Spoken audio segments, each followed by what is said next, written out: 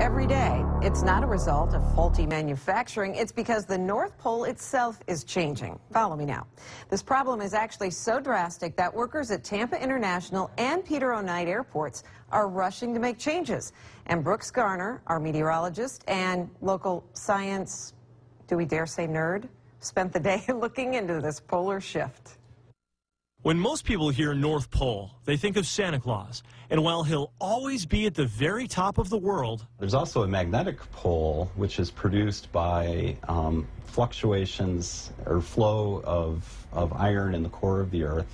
Dr. Chris Connor of USF explains that the constantly moving molten iron acts like a giant car alternator, creating a magnetism on a planetary scale with the magnetic north and South Pole. But over the last few decades, it's been moving, and now it's moved all the way from northern Canada into northern Siberia. Which means what your compass shows as north in Tampa Bay isn't really north. And this is a problem for airports. When a pilot navigates, he needs to find what's the correct runway to land in or take off on, so he uses his compass in his cockpit to orient himself. They'll tell him that he's on the correct runway.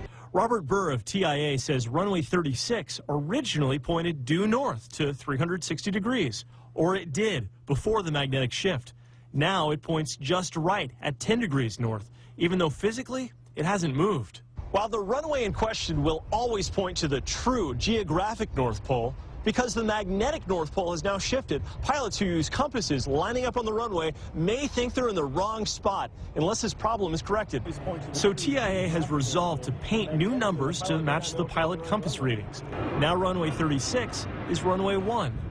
But this may only be a temporary fix. Several times per million years, Earth's magnetic pole does a full flip. At first, it becomes disorganized, with new poles popping up in odd places like the equator, bringing the green and red northern lights to the skies of Florida. The last shift was over 700,000 years ago, leaving some to say we're due. Some people have speculated that there's a shift beginning, which may explain this recent fluctuation. But because our lifetimes are a blink of an eye in the geological timescale, it's too soon to tell. I just said I have to backpedal on that nerd comment. I said, oh, he's so cute. No one will think I was really calling you. I just want Keith to do his nerd impression because it's so good. Who needs an impression? He's here.